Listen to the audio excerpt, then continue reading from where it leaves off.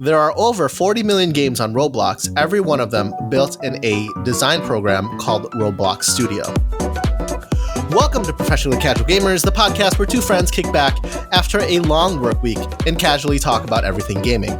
I'm your host, Ralph, joined by my co-host and Japanese homeless cosplayer, Alex. Oh my god. This is why you didn't want me to see the run of show. So you can berate me, ridicule me, call me Japanese homeless. Oh my god. Dude, you cosplay as a Japanese homeless man. It's Apparently, great. Yeah. Alex, how have you been? Oh my god. Doing pretty darn great. First full week on the job. Been playing a lot of Yakuza Like a Dragon. The weather has been pretty decent over in Chicago. Today is a little chilly. Hopefully get back into nicer weather. But yeah, spring is almost here. Super happy about that. That's awesome. Today we're kicking off episode 26. Before we get into industry news, let's talk about how Alex treats the homeless. Oh my Alex, gosh. what have you been playing? Okay, so kind of echoing what I just said and echoing, kind of going off of last week's conversation.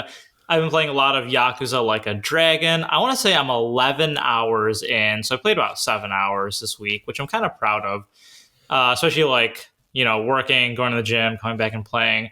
My sleep schedule is maybe a little lacking because of all that. But yeah, Yakuza Like a Dragon. No, I'm not even. Actually, some days I did go to bed at midnight because now I start work at 9, which is awesome. Oh, man.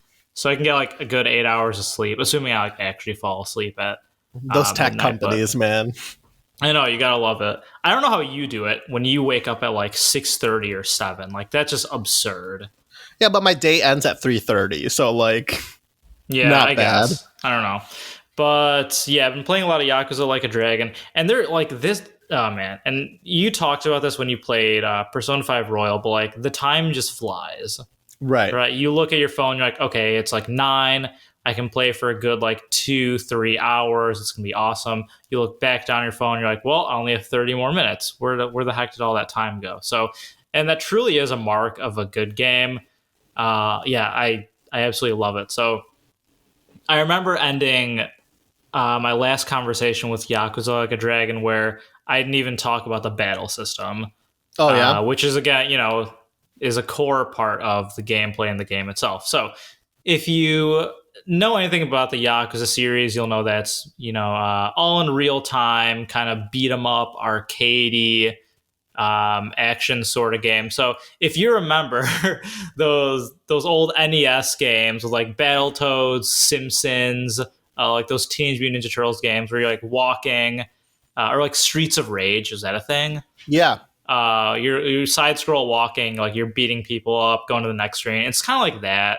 The Yakuza series is like that, but in 3D, right? Super cool. You can take advantage of the environment, like hit them with like bicycles and stuff. It's pretty great. So, however, that's really different in this Yakuza game, which makes sense, given that it is like a soft reboot. It's a deviation from the main Yakuza games. It is turn-based. Yeah. So think of like Pokemon, your traditional Final Fantasy games, and Dragon Quest. So completely opposite from real-time combat.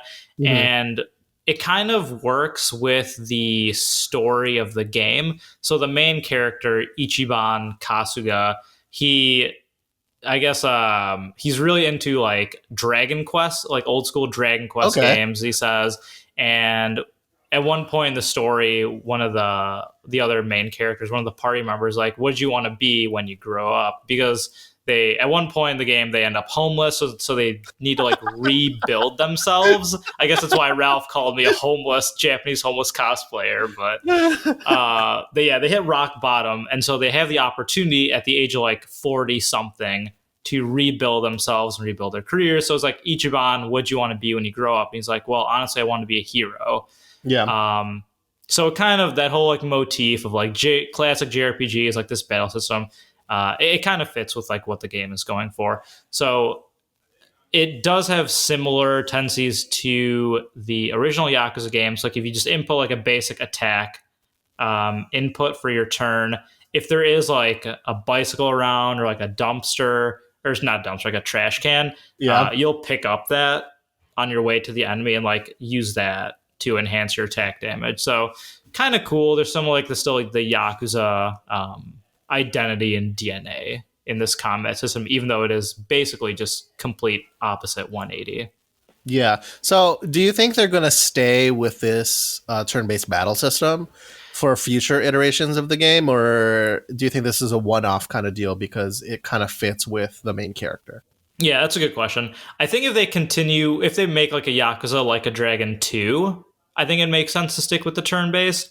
But I think, if they go back to the normal Yakuza stuff, they would just, return to the real-time combat, arcadey style stuff. So I think I prefer the real-time stuff. Uh-huh. I just think it's more engaging. But that being said, I do not dislike Yakuza Like a Dragon's turn-based combat system. It's fun. I just prefer, things more in real time.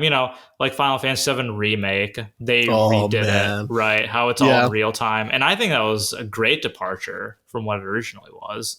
Yeah. And I think the majority of people would agree with that too. But yeah, it's really cool. Last thing I'll really say on it is this might be, it's definitely in contention to be one of my favorite JRPGs because... Is this Game of the Year contender, Alex Samuel? I don't know if this will really count because it came out last year for a lot of systems. I guess PS5 though, right? Yeah, PS5, so maybe. But what I love about it is it has a lot of similarities and also complete differences to like your classic JRPG. So if you think of like your Final Fantasies, your Dragon Quests, your like, just like whatever games are coming out of Japan, the target audience is like a young, like a teenager or like someone in middle school. And all the characters are like younger and they're wielding like these giant swords. They're like super unrealistic. Like it's cool. Don't get me wrong. I'm all about that. Right. But it's super like fantastical and unrealistic. And then Yakuza just flips it on its head where the main characters are 40 and over. One of them is like 60, I'm pretty sure. And then the weapons, like, I don't know if I can say this, but one of the weapons I'm using right now is actually a vibrator. Oh my God. but it's hilarious because like it has an effect where it can stun the enemy. And there's like plungers and stuff and like umbrellas. So it's totally like it takes that formula and like turns it on its head in just like a funny way. But then it has like these super serious beats, again, like the Marvel movies where they know when to tell their jokes and they know when to take things seriously. Like I did this side quest where there's this like really recent father, like they have a newborn at home and he said he's having like quarrels or arguments with his wife about like, raising the kid. He's saying like, oh, like I have work and stuff. Like all you're doing is staying at home and like you have all the time in the world. You just have to, take care of the kid. And in this side quest, like you hear a bunch of crying babies in like a room upstairs and you run up and it's a bunch of Yakuza members in diapers. Like they're literally they have no clothes, just diapers, and they're on the floor like crying. I guess it's like their fetish or something. And it's just like it's so weird. And then you fight them and you beat them, whatever, and then they're like, "Oh yeah, this is like a misunderstanding, sure." And then they order a round of baby formula. They're like, yeah, 2 on the house, room temperature. Oh my God. I love it. It sounds like super over the top and like dumb, but like it's so funny. And then, as the quest ends, they bring it back to the guy's situations like, hey, like you should really sit down and have a conversation with your wife.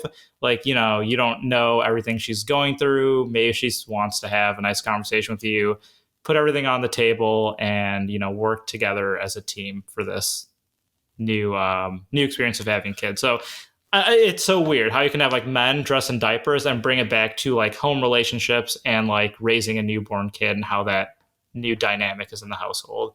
Absolutely crazy. No, I don't think like any other video game series has made me like laugh so hard and be like, wow, I can really like empathize with these characters. It's amazing. You can Again, empathize with a character that's in a baby no, outfit. That's your fetish. that's not. Is that what you're trying to say? You have That's a the fetish next of thing I'm being. gonna cosplay as, I guess. A Yakuza wearing a diaper. Do you need someone to like rock you back and forth and feed you baby No, you just formula? need the baby formula room temperature. Yeah, it's so really funny. good. I think like subjectively I really like it, and then objectively it's getting like high 80s on like Metascore. Like people like yeah, like it's cool. It's a unique experience. I would again highly recommend it. That's awesome. That's great. Glad you like it. Yeah. How about you? Yeah, so I finished Persona 5 Strikers the last week or this week. I really enjoyed it. I really missed kind of like, it's like weird because once you play a Persona game, you get this idea that like you have these like virtual friends, and I don't really know how to explain It's it, but it was true, just yeah. really nice to hang out with the Phantom Thieves again. I really like the 2 new additions to the cast, and I don't want to spoil anything, but they're really fantastic. And the battle system was deep enough to keep me engaged. Yeah, I in the previous episode, I believe I said the palaces were a little bit samey, and they kind of switched it up in the middle there. Some of the palaces changed the format and the formula, and so that was like a much appreciated change. Though there was one palace, or not palace, I guess they're called jails this time around. One jail in particular was really interesting and creepy. I don't want to spoil it, but like it like randomly switches to like a horror theme. Oh, that's cool. So Yeah. like that was super cool. And then like Yeah, because that was one of the like really awesome draws of Persona 5 compared to like, you know, Persona 3 and 4 is the palaces, or in this case jails, like they all had their own theme. So it brought like a nice breath of life into the game each time you went to a dungeon. Yeah, and then like, you know, this isn't like a spoiler or anything because like the one person that they added to the game comes in pretty early, but like the new Persona user that you get, or like not Persona user, but like the new cast member that you get is really interesting. She just feels like a really nice breath of fresh air. It seems really innocent. So like it, like she was definitely one of my favorite characters along the lines with like one of the characters you meet later on in the game. By the time the end started wrapping up, it definitely has some interesting beats in there. And what I like about this Persona game in particular, like I said from the previous podcast, is just that you can really empathize with the villains of the game. Yeah. Which is really great because I think in the previous Persona game, Persona 5, you just know that they're like the worst. And so you're like, I'm going to beat them up. So usually there's some form of redeeming quality. Each of the main antagonists that you have that you come across, and it really does change up the way the game works, and it's really nice. I would highly recommend it. I don't want to talk about it too much because I know that you want to play it, but if you haven't played Persona 5, I don't suggest playing this. Because they do like gloss over like some things here and there of what happened in the previous game, but there is definitely an assumption that you've played the previous game before this. So you definitely need to play Persona 5 in order for you to fully understand the characters and why you're attached to them. Cool. Yeah, the Persona series with their sequels or like spiritual successors, it's cool to see what they're doing with the franchise, how they're not scared to be like creative of it. Like we had the fighting game, we had the musical rhythm games. We obviously have this kind of Dynasty Warriors-esque game. So who knows what they're going to come out with next? Maybe Persona Basketball. Oh man, yeah. I'm just hoping that if there is a sequel to whatever the Phantom Thieves are going to be, if they are going to do one, I just hope that any of the added cast members that weren't in the original crew are kind of part of it. I don't want them to like retcon any of the added people because you do get to attach to them, right? Like for instance, even like in Persona 5 Royal, like Kasumi wasn't in Strikers. Obviously that was like a time issue, but like I really hope that if they do have a sequel to whatever Persona 5 is going to be, that instead of just your normal people stopping at Haru, which is the last cast member that you get, that they actually recognize the other people that get added. Yeah, they definitely should. Yeah. Just for the sake of, you know, normalcy and like consistency. I guess that's a good Yeah. way to put it I was for kind the of bummed series. though, because like at the beginning, my first thought was like, I need to find Takemi, which is the Oh my doctor. god. And they Oh had like my a god. they had like an interesting way for you not to like meet any of the supporting cast. So like what do you call it? Like Oh, Takemi okay. went to like a conference, which I was super bummed at. And then like Iwai, which is like the The gun gun person. guy. Yeah. Yeah. The gun person's like, I'm taking my kid on like vacation. And I was like, you guys suck. I hate you. I wanted to see them, but I guess Yeah. not. Uh, okay. Yeah, it's cool they at least address that. Yeah. The Yeah. other game that I ended up playing as Oh well is man. Dirt 5, dude. Dirt 5 got added on Game Pass. I think I might make a review on it just so that we don't take up too much time on the podcast. But I love Dirt 5. It's so I good. never thought I would hear that from your mouth or anyone's mouth, probably. So like it's funny because I actually do really like racing games. I'm like really big into Need for Speed. I've Yeah. been playing Need for Speed since I was like a child, like even before Underground. So I played Need for Speed when it was still Hot Pursuit.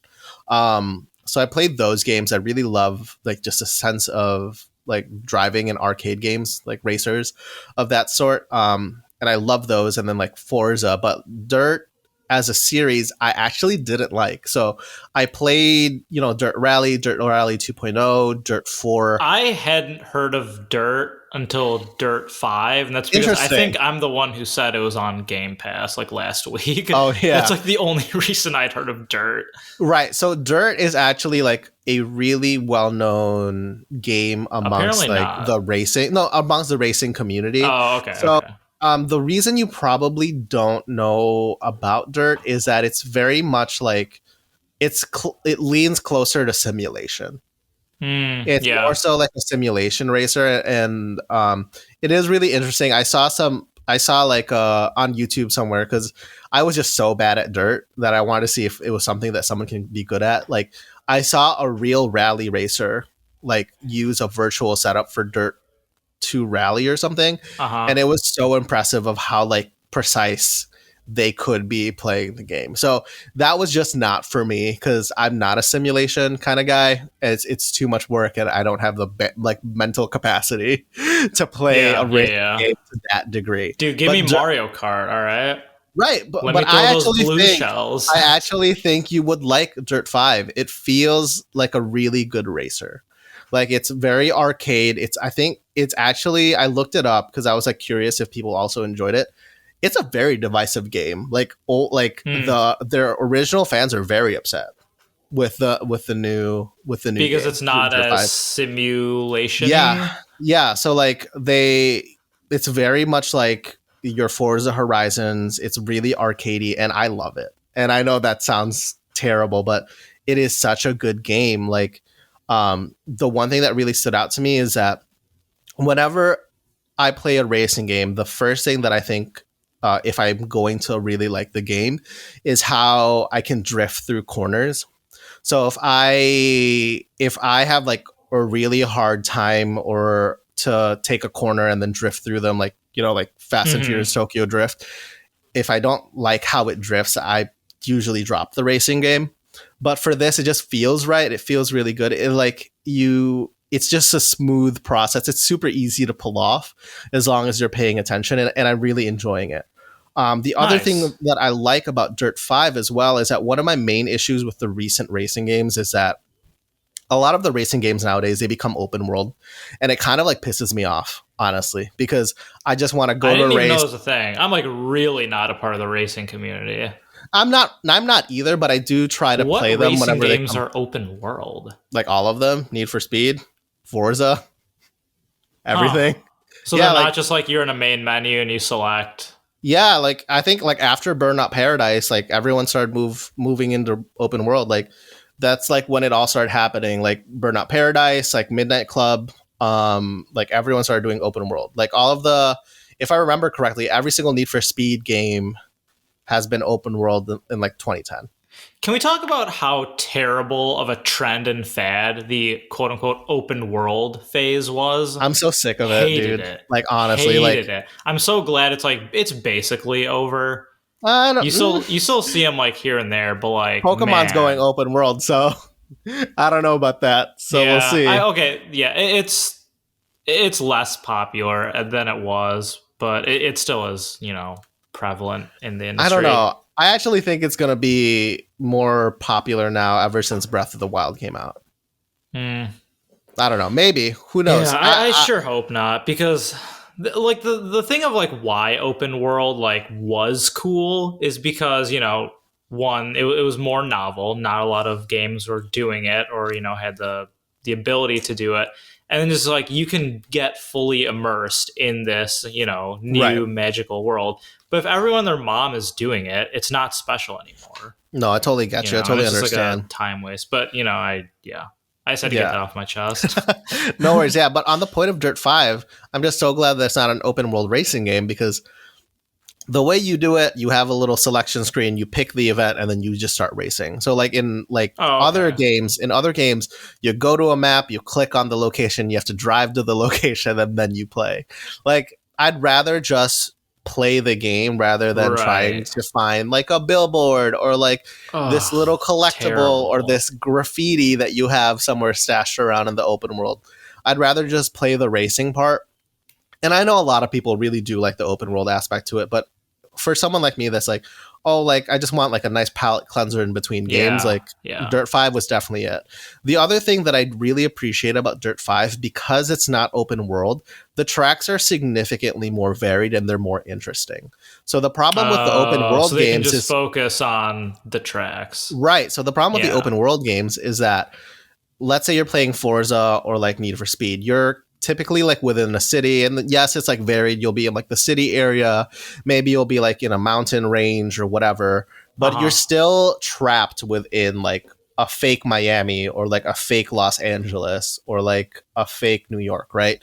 But with Dirt 5, because it's like a selection screen and then you can go wherever, like 1 minute you can be racing in like China, another minute you can be racing in like Scandinavia, like in Mexico, Brazil, Peru, New York.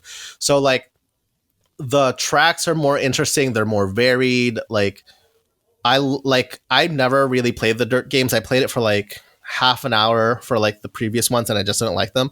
But for this, like you can be racing and then there's just like dirt like everywhere. 5. Like, sorry, but like it'd be like flying everywhere. By the time the race is over, your car is covered in dirt. And 5. what makes the I hate you. And what makes the race interesting is as you go through the circuit, as you're racing around the track, those tracks, they stay and they alter the course.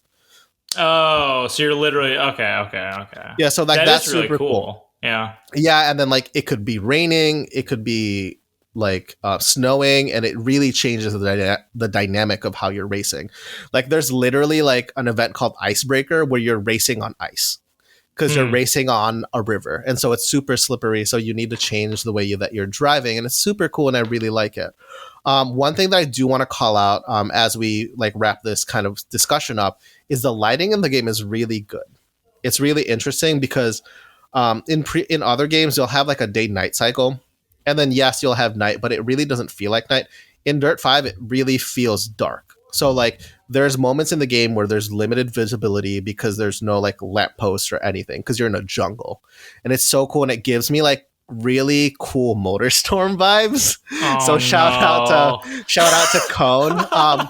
It's definitely not MotorStorm. MotorStorm is a completely different game, but it's giving me an itch to want to play another MotorStorm game. So hopefully there's something. Oh my god! There's something in the works there, but it's somewhere. Super cool. I know this episode isn't live yet, obviously, because we're recording it. But somewhere, Cone's ears just perked up. He's got like a sixth sense as someone was talking about MotorStorm.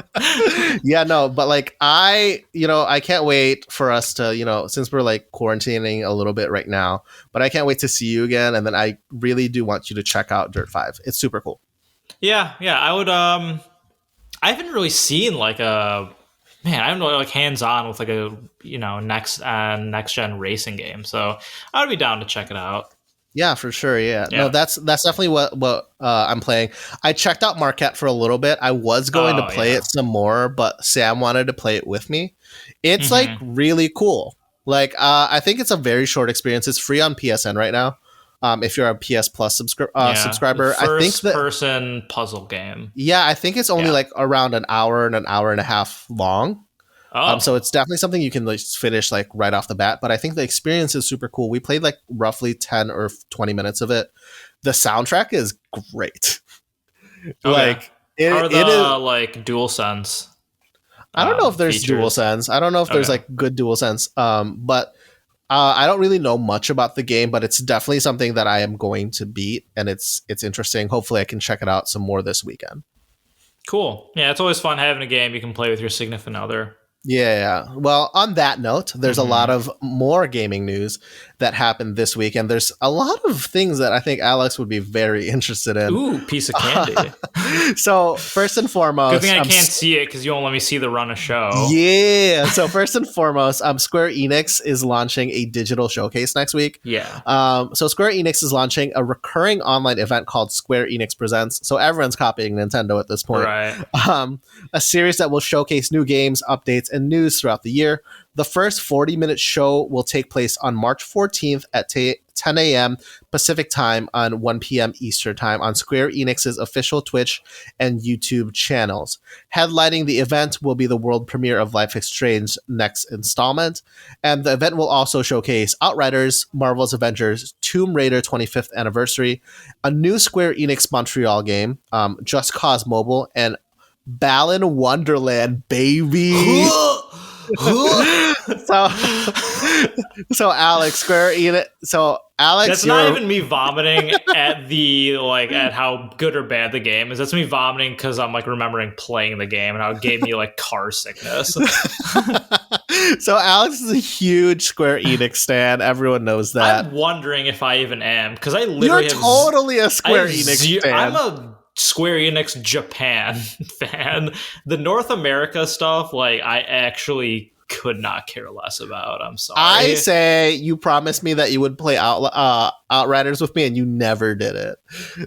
Yeah.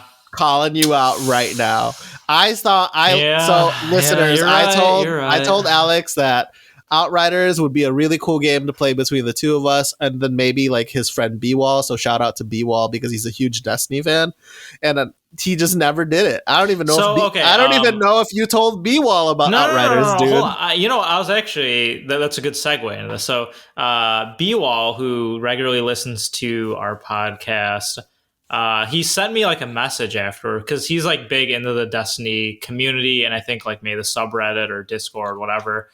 And he showed me his video of like this like big Destiny player. He was like a Scottish dude or maybe from Ireland. I don't know. Over there. Over there. And he posted like this video review of the Outriders demo, and he was just like ragging on it the whole way through. Interesting. And I was like, damn, I guess people in the Destiny community might not view this game super favorably. That being said, like I watched you play and like I thought it looked pretty cool. So I don't know. To each their own. I haven't done much research about how the gaming community feels about this game, but I mean, it's very polarizing. There's people that are very surprised, like myself, of like how good, like how much fun they had with the game, and there's the other side of the camp that just think it's not. I think the main issue with Outriders for some people is that they think it's a budget game, which it kind of feels like a budget game from time to time. So it doesn't have the same polish as like Destiny or The Division. But I genuinely believe if Square Enix supports this, I think Outriders will blossom into something really phenomenal. Honestly, yeah, that'd be cool because the North America side of Square Enix, they need a win. Kind of don't remember. I think the last conventionally like okay, everyone's like this is a good game. Tomb Raider, the first one. No, yeah, on like the PS3 and Xbox 360. Since then, like everything's been like okay at best. Well, they did say a lot of people reviewed Hitman really favorably, but the issue is I think the problem with Hitman is just stealth games don't have that much of a big appeal to the general audience. More niche, yeah. Right, because you really need to have patience to enjoy those games. And so people like today. Right. Do not have patience. Just And so walk like through Chicago. You'll hear, oh, the light turns green for half a second. Better lay on my car horn. oh man. But so I think the game did review well. It's just that it didn't do well commercially. Yeah, Right. totally agree with that. Yeah. So before we like just talk about Square Enix for another 20 minutes, I what can. are you hoping for this event? So it looks like what's cool about the way that Square Enix is doing it is that they're letting you know what to expect from the event, which is not the same as what Nintendo does. Nintendo will be like, "This is a Pokemon Direct, have fun," or Right. like, "Oh, like we'll be talking about Mario, I guess." But like at least with this, you'll know what kind of games they're going to showcase. But the one thing that is interesting is that new game by Square Enix Montreal. What do you think that is? I Or what do you hope that have. is? Were they a part of Deus Ex, that series?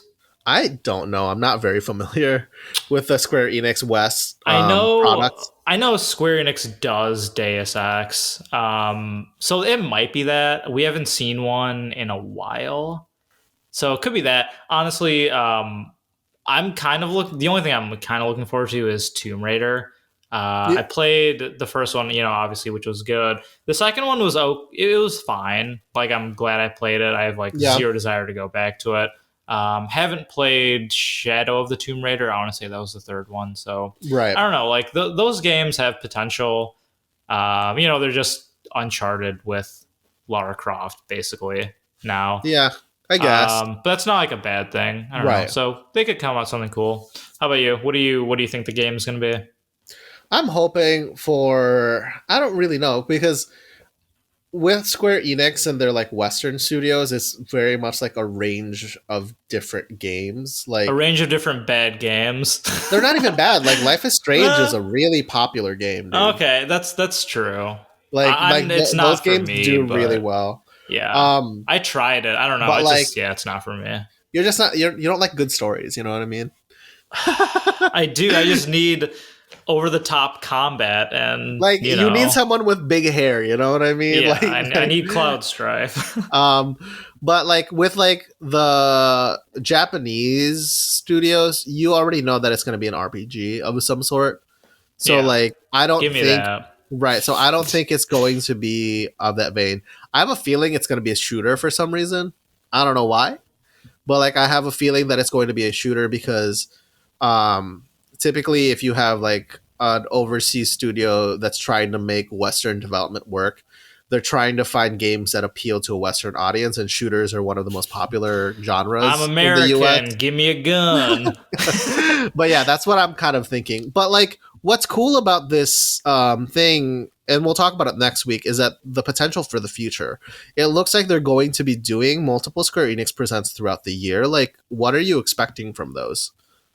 Hopefully more Japanese stuff.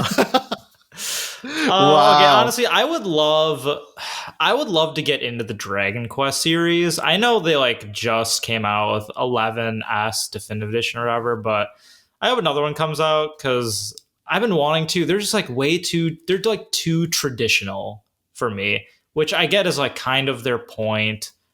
But give me some flavor in the battle system. I don't know, and Well, give me some deviation in the story.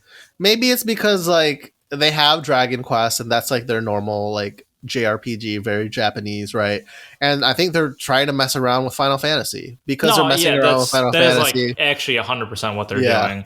But you can be safe and you can appeal to the all the Dragon Quest fans by just mixing up a little bit. You Yeah. totally can, Yeah, but it is what it is. for sure.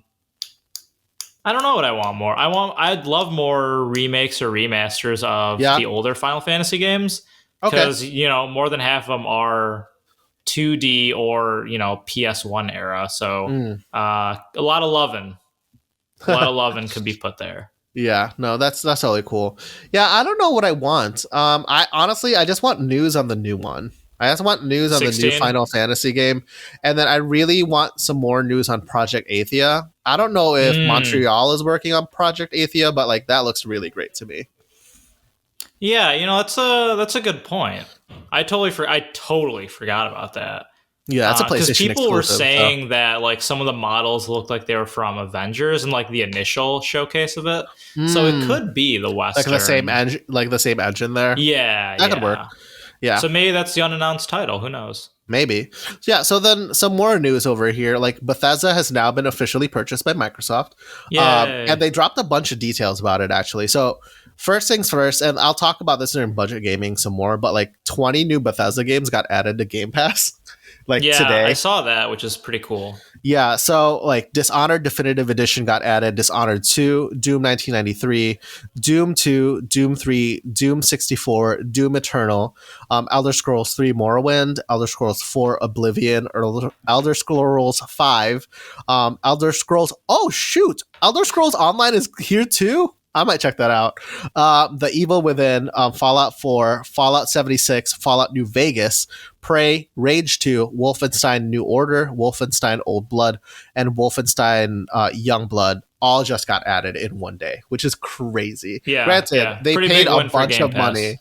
Yeah, they paid a lot of money for like the ZeniMax acquisition. Mhm. But this is kind of nuts, right? Like just in one foul swoop, there's huge value that just got added to Game Yeah, I Pass. imagine like most of those games probably aren't perking anyone's ears, but I imagine there is one game in that lot for everyone. You know, Right. at least one. So Like I really want to check out Prey because that was like one of those games that Yeah. everyone said was really good, but I was like, I don't want to spend $60 on Right. this. Cone So- played it, so you should talk to him about it. Yeah. So now that it's on Game Pass, I'm totally down to check out Yeah. all these games. Yeah, And like might as well. what's really great about Game Pass is because yes, you're paying for the subscription, but if you're not feeling it, like especially for someone like me that has limited time and needs to pick and choose what he plays, like if you're not feeling it, you don't feel guilty at all, like downloading and deleting that. Yeah. So I'm really excited to check out all these games. There's Cool. other stuff that got like kind of discussed during this like showcase that they had. So Bethesda and Microsoft will reveal more news this summer outside of E3. So there's going to be some more stuff. I'm hoping like I forgot what it's called, like Starfield or like the new Elder Scrolls game is going to be discussed over the summer. So that would be Have super they cool. even said the name of it? Yeah, I there's like some key art in there, and then Was it real or was it like fan yeah. made? It was real. It was just Okay. like a splash screen, but nothing crazy. Okay, that's cool. I don't Yeah. remember that. So yeah, Bethesda's going to reveal stuff over the summer. It's going to be super cool. I'm really excited for it. And then the last thing that they kind of discussed, someone asked this on chat. Bethesda games will live on platforms where Xbox Game Pass exists, Phil Spencer says. And so that pretty much confirms that Bethesda games will be Xbox exclusive. So a lot of people I were thought really I remember wondering seeing that. some will be cross-plat though. Maybe like there's like some like contracts that they have to fulfill, like Deathloop, which was made by Arcane, I believe, which is technically a PlayStation exclusive game. So I think they need to make sure that that is kind of taken care of. But I think moving forward, like Starfield or the new Elder Scrolls game, they need to live on a Game Pass. Maybe that's like a way for him to kind of That might mean that work around it, like it can be cross-plat, but it will at least need to be on Game Pass. Game Pass. Right. So like my guess is that he's trying to strong arm like Xbox onto PlayStation. Right. So like right, if right. they want like Elder Scrolls or Oh, I would love Starfield that. on the platform, they need to allow Game Pass on there, which would be Yeah. nuts. That would be which would so be- cool. Super awesome. But I think Yeah. for now, what he's trying to imply is that it's going to be on PC and Xbox, and if PlayStation wants to play ball, then it can be on PlayStation. Yeah. Which, it's such a winner for the consumer if that Right. would happen. I know there's like rumors or talks of like that being on the Switch. But yeah, we'll see. Yeah. So, Alex, there's going to be more news to come on this ZeniMax partnership. But, like, for now, does this move, what they've done so far, allow Xbox to go toe-to-toe with PlayStation 5? Right? So, like, I think one of the main issues with the Xbox launch is, like, they didn't really have any launch games. But now I think the offering for what Xbox has kind of become more attractive. Yeah, So the idea of they're evolving business model, they're changing business model of just yeah, Game so Pass, and its availability, its accessibility right. in different areas. Yeah, I love it. Absolutely Because love like it. I know I think it does make up for the lack of stuff that right. they had, the lack of anything that they had Yeah. at launch for the Series X and S. Yeah, so it might sound like super crazy, but I've actually been playing like my PC more than my PlayStation right now, Mm-hmm. because of Game Pass, right? So, for people that haven't bought a PlayStation 5 or an Xbox Series X, sorry, Yeah, on yeah. Xbox Series X, yeah, like, does this make it a more difficult decision? I wonder. I would say at this moment, yes, because we can rag on PlayStation now for once.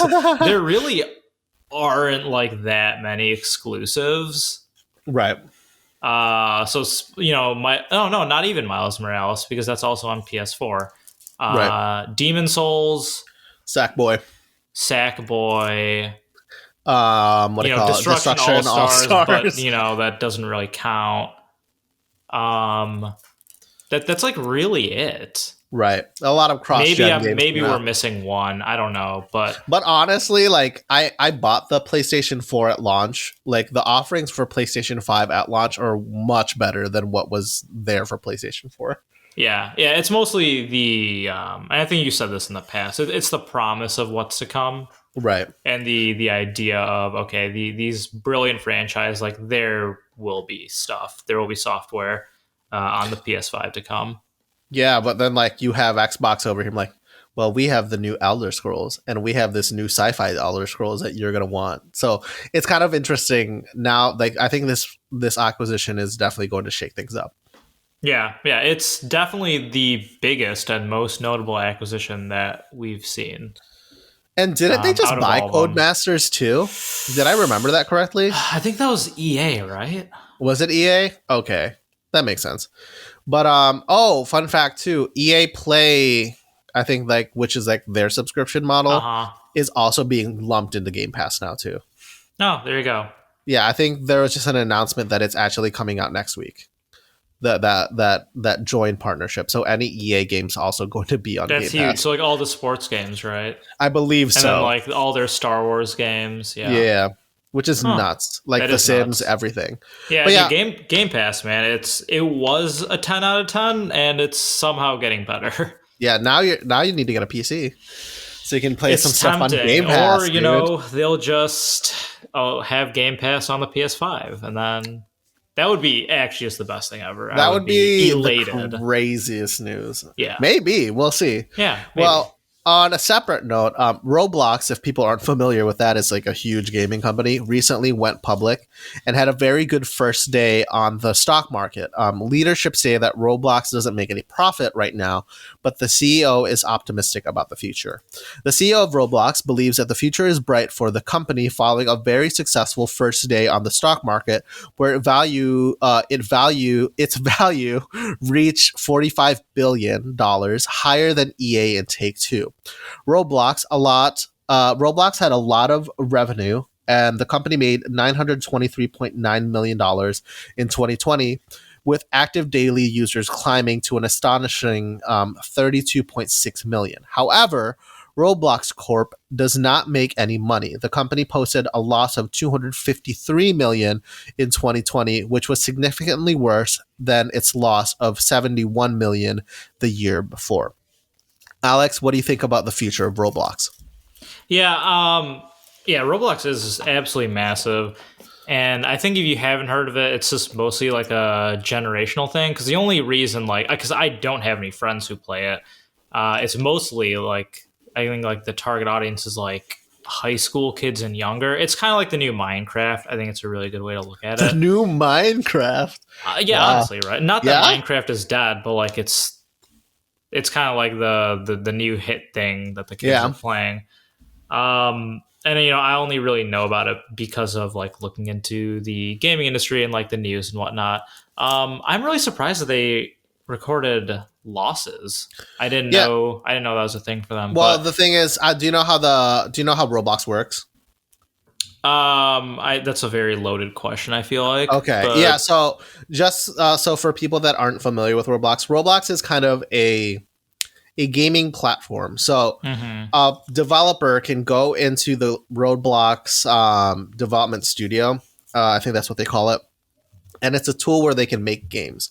And so if a kid wants to play a specific game, they can buy, I believe they can buy some kind of microtransaction within It might literally be Roblox. called like Robux. Probably. So Who they knows? buy a Yeah. microtransaction within the game, and then they can buy games within Roblox. So Yeah. when they And have that those terminology, I want to say it's called like a metaverse.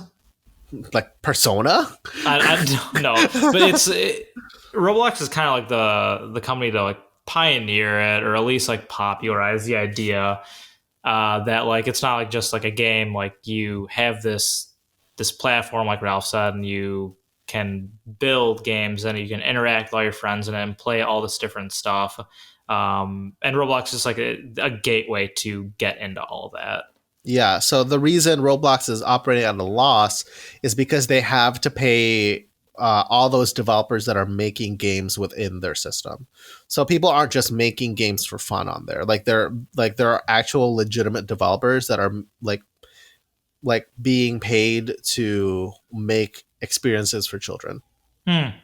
That's cool. Yeah, that part I didn't know that they're like actual devs behind those worlds and those games. That's Yeah. pretty interesting. Yeah, I hear there's a lot of like indie people there that like make Yeah, cool stuff there. good for them to have like this platform to showcase some of their talent. But yeah, it's super popular. I've been getting a little more into the stock market. The Literally stock game, your everything CD like Project after, Red. after like the GameStop stuff, where like everyone's like, wait, this is really interesting, but like I don't really understand what's going on. So like you research it a little more, like okay, maybe I should be investing because Yeah. if you can, I think you should because it's generally a good financial decision. But yeah, so I did invest into Roblox. I think I bought like 50 shares, which isn't like super crazy, but it can be like a good chunk of change, I guess. Yeah, I think it opened at like 69 or something. I think I bought that's it like really high. 70. Yeah, it was higher than I thought it would be. And weren't like massive fluctuations, so I think this is going to be one that I hold on for like a couple of years, and we'll see how it goes. But I think it'll be good. I think they have a lot of data they can provide, which is why they're like there's a lot of eyes on them. We want all this data from these kids. Yeah, it's kind of terrible, but like. I think that's why there's a lot of eyes on it and why people think it's going to be like very successful is because they're big data, that buzzword. Yeah. Well, so once honestly, once they turn a profit, I think it's really going to bring some traction. Yeah. Yeah. Well, on that note, that's all of the big news that happened this week. And we're just move on to some cool deals that you can see. So obviously with Game Pass, everything from ZeniMax just got added. So check those out. There's literally 20 new games on there. And if you want, you should check out Dirt 5, which is really big stars, seal of approval from me. PlayStation is doing a prequels and sequel sale. They sure are.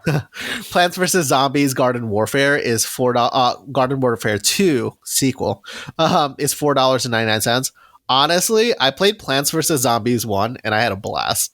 So I haven't had a chance. Really? Yeah, it's really good. What is it? It's literally like Plants vs. Zombies, like the game, like the mobile game. Imagine that as I've never played it. Okay, well, imagine like plants killing zombies in third-person shooters, like in a third-person shooter form, in like a really cute art style. But like imagine it kind of being a third-person Overwatch. Like it's actually really good. It's really well made. So I kind of want to pick it up because it's super cheap. Life is Strange 2 is $12.77 on PlayStation as well. Nintendo is doing a Square-Enix spring sale. So Final Fantasy 10 and 10-2 is $24.99. And Lost Spear is $19.99. On Steam, Metro Exodus is $13.59. And on the Epic Game Store, their free game this week is Surviving Mars. Interesting. Yeah. So thank you for sticking around for a 26th episode of Professionally Casual Gamers. We had a lot of fun with each other, and we hope you did too. If you have any discussion topics or questions, send it over at professionalcasualgamers@gmail.com or on our Instagram and Twitter at professionalcasualgamers. See you next week. Keep it casual. Bye.